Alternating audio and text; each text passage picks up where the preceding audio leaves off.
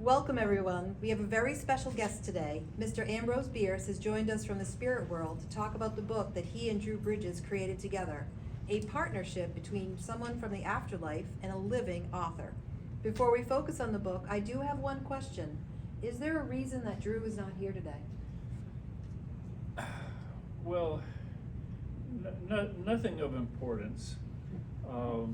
We decided that we would best represent the book and cover more places if we split up. There really is nothing to this rumor that we've had a falling out. I believe falling out is the appropriate current word in this culture for a significant personal disagreement. That is not true. Despite some creative differences, we are still on the same page and working very well together. It must have been tough. It does strike me that you use the term creative differences. Can you say something about that? If I must, Mr. Bridges and I, we did have a different vision for this book. It was my hope that we would tell a very straight story of some things that happened to me in the afterlife, a story very straightforward.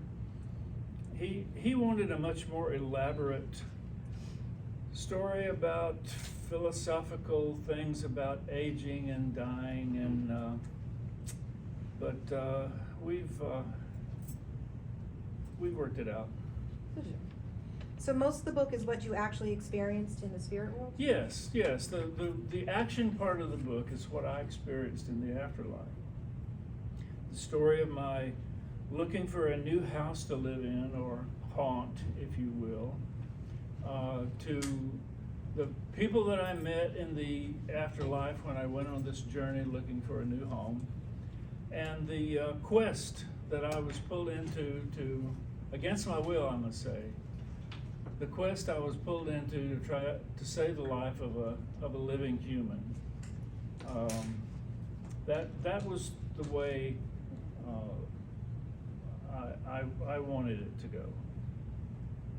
So what did he want that you did not? Mr. Bridges wanted a much more philosophical story of aging and dying and the afterlife. It was also the length of the book. I have often said, and I will say now, that I have nothing but scorn for this literary form that we call the novel. I think works of that length are unnecessary and I think tedious and I think simply a simple short story. You know, beyond that, beyond the story of that I relate to you. Well, I will give him this. I will give him this. He came up with the observation that as people age, it seems as if many in this world seem to treat older people as if they are invisible. But he pushed it much too far.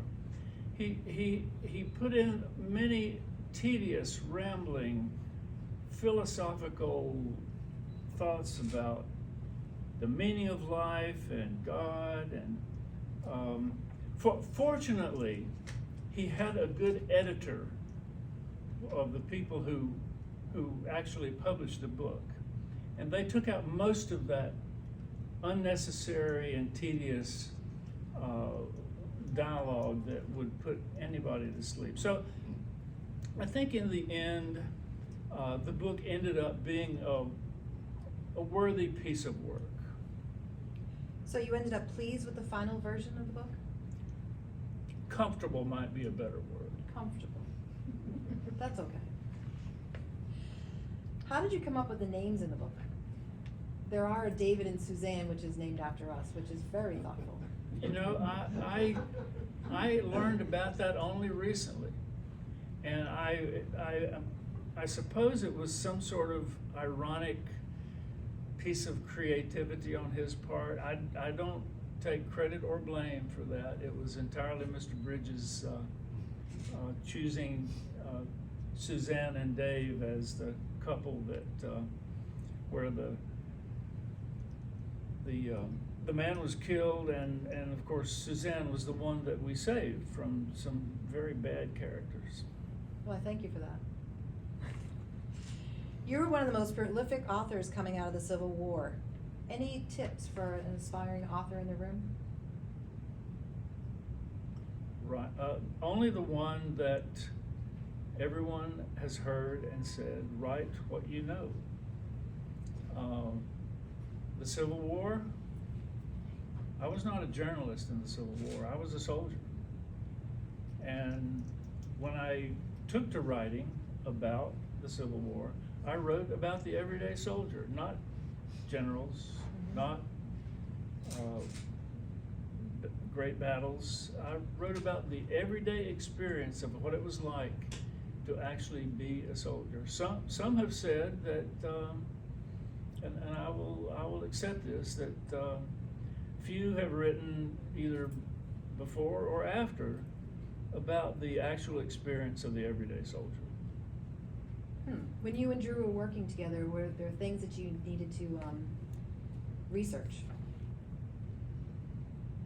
I believe that I provided, from my own experience and my own memory, anything that you would call research. Did you help him with that?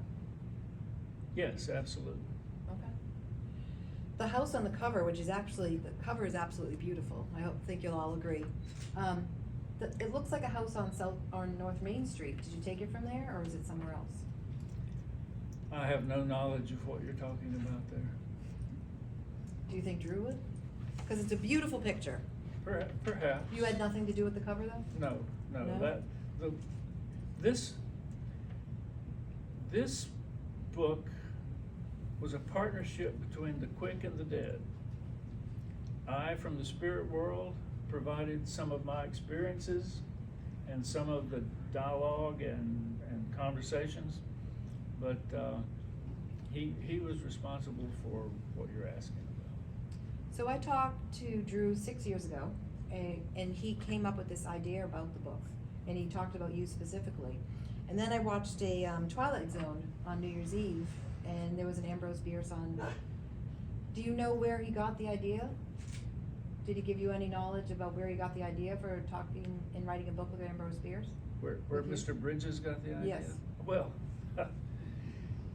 he has said to many people that this came from a dream he had, that he actually saw perhaps that same story on the Twilight Zone or some other version of Ambrose Bierce. And then that night, he had a dream, he said, contained all the characters and the basic storyline of this dream. And it was not one of these vague dreams, it was a vivid, brilliant, detailed dream that stayed with him even under the crush of the everyday anchorage of the next few days. It stayed there, and he was compelled to write it. Now, I think if you will read the book, you will not believe that it was a dream that inspired, that there was some other forces there at work. But if you read the book, I will let you judge that for yourself. Okay. There's lots of religion in the book. Is there something that you two shared a lot of conversations about?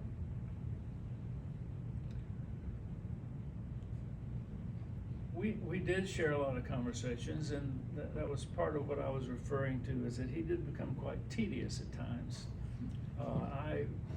I encourage, well, here in my version of the afterlife, I see spirits come and go. Some come in with detailed questions about what is the true nature of the religion, which religion is the right one. I have always encouraged them to not spend very much time worrying about that, and I've taken my own advice. How was your faith? Do you juggle with that? Pardon? Do you struggle with your faith? With my faith? Mm-hmm.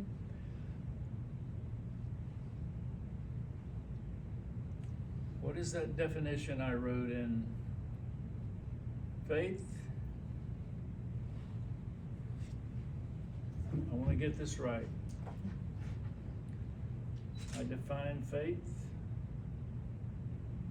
in my Devil's Dictionary.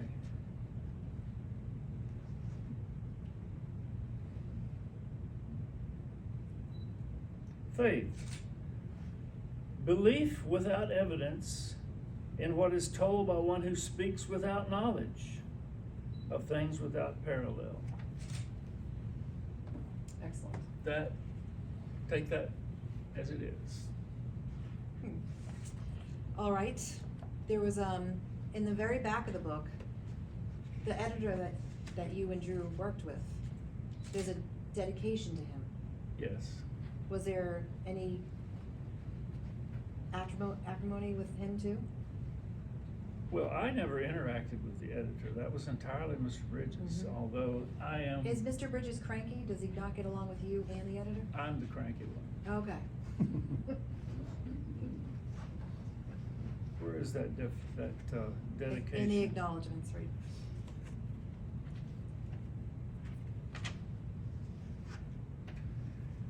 Yes, this is my definition of an editor, and I think Mr. Bridges' experience with his editor may be somewhat consistent with this, and I will read it to you.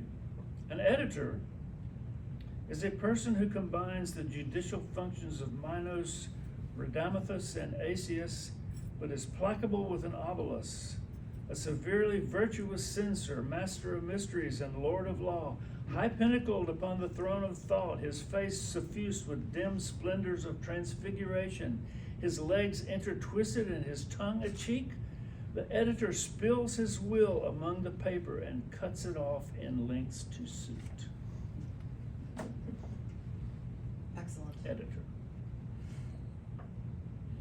We're going to have your friend read.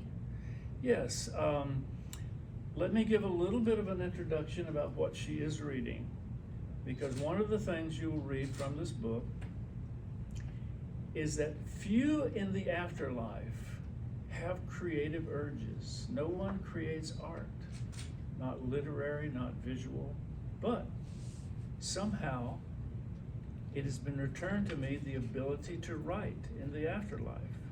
And I wrote a short story, and Mr. Bridges' friend Robin Kitson, is that the name? That would be it. Will read from the short story that I bring to you from beyond the grave. You want me to stand there? Sure. Hi, everybody. Hello. Hey. The Professor and the Devil by Ambrose Bierce. In the mid-20th century, a man made friends with the devil. His motivation to do so was honorable, since he was by profession a learned university teacher of history and religion. He correctly surmised that the devil would be a unique informant regarding matters of history that may be driven or colored by religious beliefs of mortals, the religious beliefs of mortals. The two met monthly in the professor's university cafe or some such place for 4 decades. The devil routinely took the physical form of a bearded, tweedy-looking companion who appeared to age at the rate matching that of the professor, thus attracting no attention from the larger body of learners who passed among them. In personal conversation, the devil betrayed little emotion, presenting himself in a courteous, if somewhat detached manner, and always eager to respond to the professor's inexhaustible curiosity about events that may have been influenced influenced by the dark side of the spiritual cosmology. Of course, the motivation of the devil to enter into this friendship was what one would expect: to steal a soul. He made no secret of the fact that he intended to find some vice or coveted item or enticing experience that would cause the professor to weaken and thus bargain away his eternity. So as the two friends discussed war, sin, greed, and other notable human frailties and failures, the professor, in full awareness and consent, allowed the devil to tempt him. Temptation never won out, keeping the professor's soul out of harm's reach. The professor often thanked his evil friend for his dark but insightful perspective and for sharing historical information available from no other source. The devil never gave the professor reason to doubt the truthfulness of this information, as it was not inconsistent with other historical sources. On one occasion, the professor asked why the devil persisted in this friendship even after 40 years of rejected enticements. The mortal man mused that the friendship clearly benefited only himself. The devil replied that the relationship was hardly one-sided.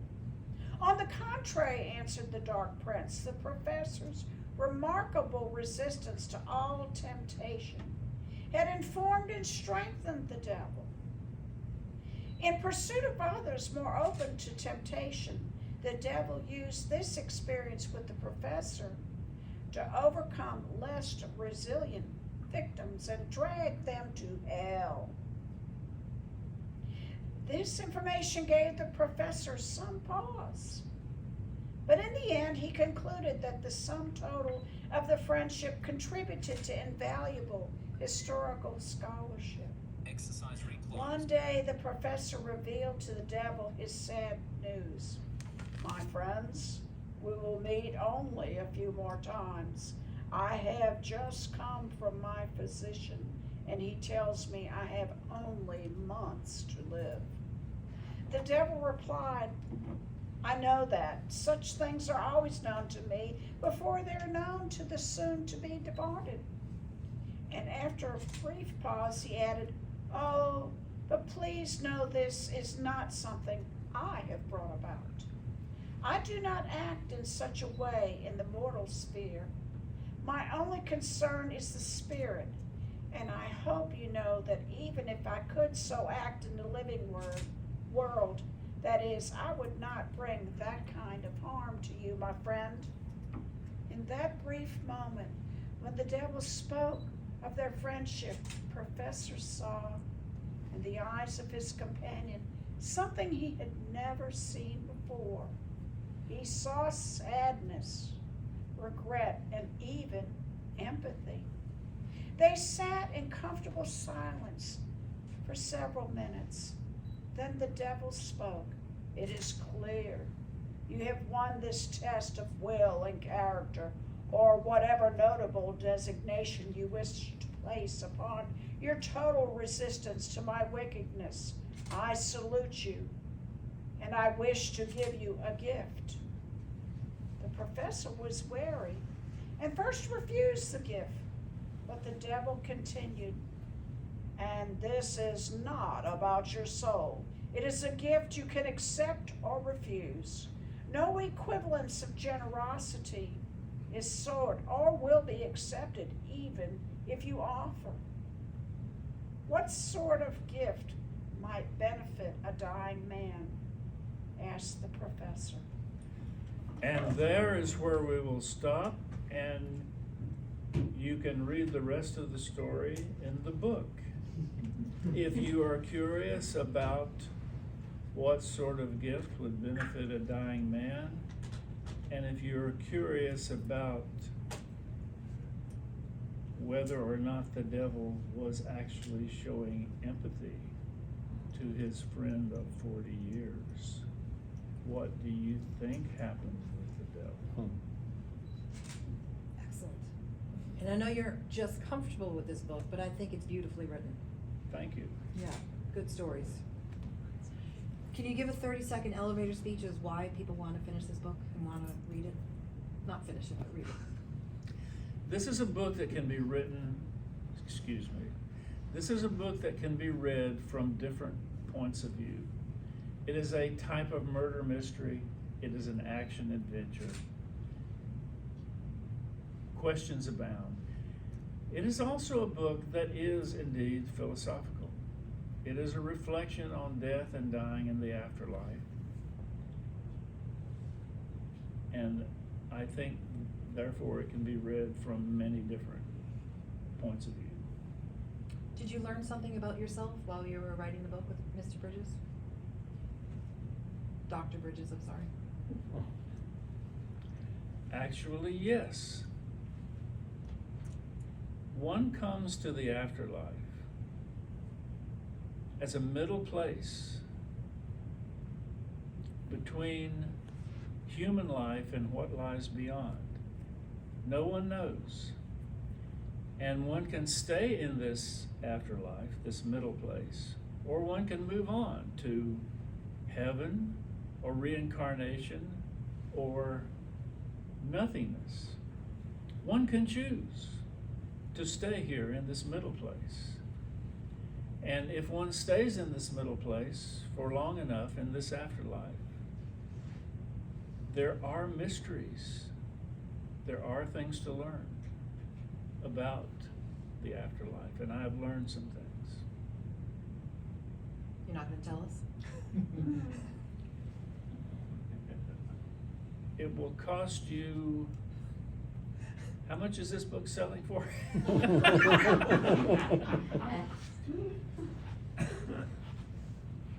Oh. $16.95. $16.95. Does anybody have questions for Mr. Bierce? Any compliments that you want to pass on to Dr. Bridges? Yes. Larry? I thought the most interesting part, and I'm speaking to you as Dr. Bridges now, I thought the He's most not here. interesting part was using a dead man in the introduction. That hooked me right there. And the most, the part that got to me, that I really enjoyed, was the idea of afterlives, not an afterlife. I thought that was just brilliant. Well, until this book, I had written very little since my death. But now it will continue, and although some of the characters in this book have moved on to whatever lies in the great unknown, new spirits come into the world all the time. I've recently made friends with two people named William and Henry James, and you may be hearing more about them in the future. Interesting. Anybody else? Does that mean Dave doesn't come back?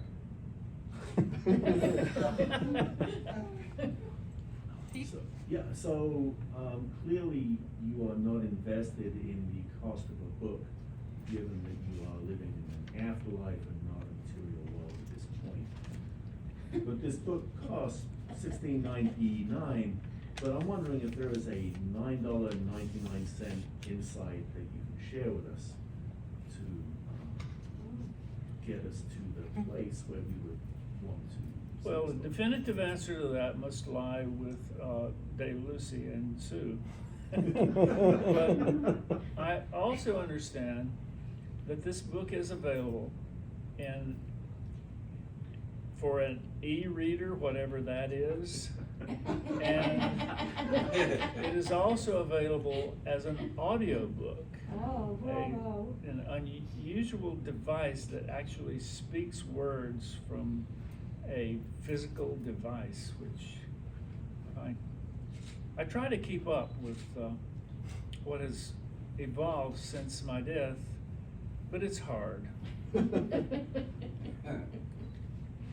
What are some of the biggest changes you've seen over the decades that you've been in the afterlife? You mean like signing your name with your finger? Mm-hmm. Walking around with a phone? Um, Oh. Having a phone?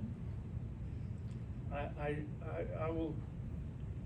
think I will soon actually be able to understand this thing called the internet, probably about the time that it evolves into something entirely different.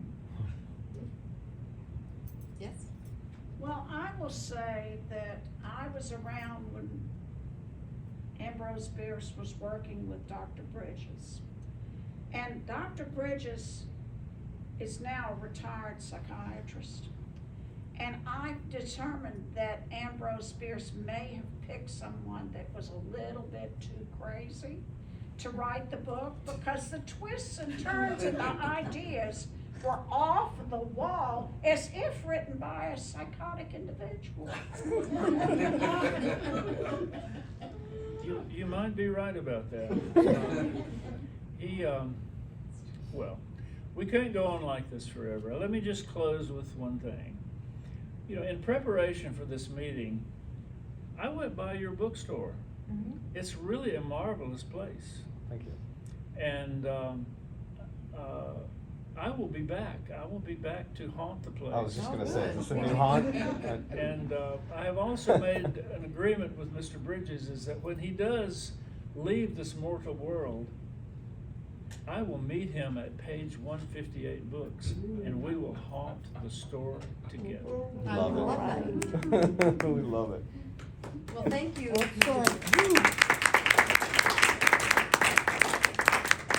We have books outside.